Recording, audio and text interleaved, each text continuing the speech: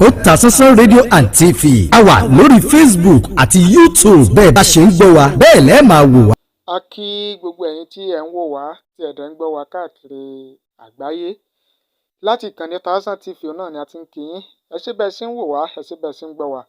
Ojú tẹ́ fi ń wò wá kò ní fọ́, etí tẹ́ fi ń gbọ́ wá kò ní di láṣẹ Èdùmàrè. Eléyìí tí a tún mú wá fún yín òun náà ni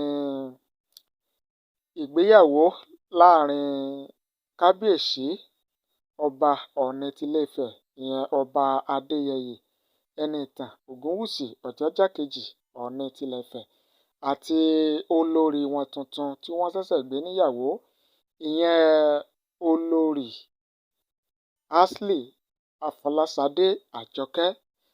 Ó ti pẹ́ tí ọ̀rọ̀ ti ń wáyé, tí ọ̀rọ̀ ti ń jẹyọ lórí arábìnrin yìí ìyẹn Ashley Afolashade Adegoke wípé ó ṣeéṣe kó di olórí láàfin kábíyèsí Ọ̀ọ̀nìrìṣà, ṣùgbọ́n ọ̀rọ̀ náà ti di òun báyìí. Irọ́ ni, òótọ́ ni, kò lè rí bẹ́ẹ̀, ó lè ṣẹlẹ̀. Kábíyèsí fẹ́ fẹ́, kábíyèsí ò fẹ́ fẹ́, Afolashade fẹ́ fẹ́ kábíyèsí, Afolashade ò fẹ́ fẹ́ kábíyèsí. Gbogbo àhesọ àti wọ́ọ̀wọ́ọ̀ látìgbà yìí ó ti wá di òótọ́ báyìí, torí pé ìgbéyàwó alárinrin, ìgbéyàwó ìbílẹ̀ ó ti wáyé ní àárín kábíyèsí Ọ̀ọ̀nìrìṣà àti olórí tuntun nẹ́nẹ́ Ashley Afolashade Adegoke ní ọjọ́ Ẹtì ọjọ́ 14 oṣù kẹwàá ọdún 2022 tí a wà yìí. Òun náà ni ìgbéyàwó alárinrin alárédè ó wáyé láàrin àwọn méjèèjì. Oríṣiríṣi àwọn èèyàn ńláńlá, àwọn èèyàn gbajúgbajà, àwọn celebrities, àwọn kábíyèsí, àwọn orí adé, àwọn olóyè ọrùn lẹ̀kẹ̀ òun náà ni wọ́n wà níkàlẹ̀ níbi ètò ayẹyẹ ìgbéyàwó ọ̀hún. Ìgbéyàwó alárinrin ni, ó ti di òótọ́, ó ti ṣẹlẹ̀ báyìí, léyìí tó ń túmọ̀ sí wípé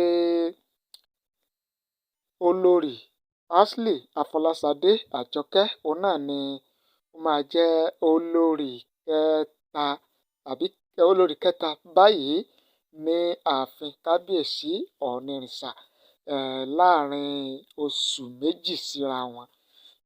Láàrin oṣù méjì síra wọn. Oríṣiríṣi àwọn èèyàn ni wọ́n ti wá ń sọ̀rọ̀ lórí ìgbésẹ̀ tí kábíyèsí ọba Adéyẹyè Ẹniìtàn Ògúnwùsì Ọ̀jájá kejì Ọ̀ọ̀nìrìṣà lórí ìgbésẹ̀ tí wọ́n ń gbé yìí. Ọ̀pọ̀lọpọ̀ ní bí kábíyèsí ṣe é ṣe òun náà ni kábíyèsí ń ṣe yìí, torí pé kò sí iyì fún kábíyèsí tó níyàwó kan ní ààfin, pé ọkàn tí ẹ̀ kéré jù olórí kábíyèsí pàápàá jùlọ bíi ti kábíyèsí Ọ̀ọ̀nìrìṣà yìí ó gbọ́dọ̀ tó bíi méjì mẹ́ta mẹ́rin jù bẹ́ẹ̀ lọ. So ìdí nìyí tí àwọn èèyàn fi ń kan sáárá sí kábíyèsí pé ẹ kú ọkùnrin ṣe, ẹ kú ọkùnrin ṣe. Arábìnrin olórí tuntun yìí Ashley Afolashade Adegoke òun náà sọ̀rọ̀ níbi ayẹyẹ yìí. Ó sọ̀rọ̀, ó kí àwọn èèyàn. Kí ni ó bá àwọn èèyàn sọ? Kí ló sọ láàfin? Bó ló ṣe kí kábíyèsí Ọ̀ọ̀nìrìṣà fúnra rẹ̀ gan? Ẹ farabalẹ̀, ẹ wò láti ìbẹ̀rẹ̀ dé òpin. Ẹ jẹ́ ká mú bí ètò náà bó ṣe lọ fún yín ní ọjọ́ Ẹtì ọjọ́ Friday ọjọ́ 14 oṣù kẹwàá ọdún tí a wà yìí ní ààfin kábíyèsí àdìmúlà ní tilẹ̀ Ifẹ̀. Ó yá o, ẹ jẹ́ á lọ.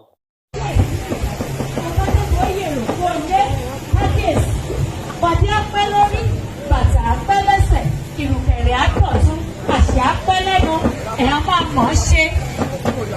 Lórúkọ Jésù ẹ̀ fọwọ́ forí ẹ̀fẹ̀ ìrìgì jógi. Ẹ ṣe, a fẹ́ yin Ọlọ́run ní ìwọ̀nba ìṣẹ́jú kékeré. Kájúbọ̀ Ọlọ́run tó jẹ́ kí ọjọ́ òní bó ṣe é ṣe fún wa.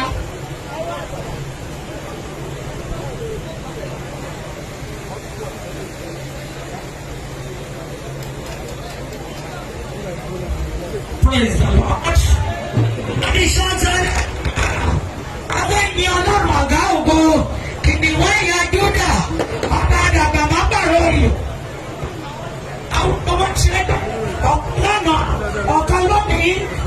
títí ayé ìnípẹ̀kún. A fẹ́ sọ pé ẹ jẹ́ ká jùmọ̀ ọpẹ́ fọ́lọ́run. Orí àtọpẹ́ ló yẹ wá. Ìyanu ni ìbéèrè sí gbogbo wa. Ẹ̀kọ́rin àbá olóògbé wa.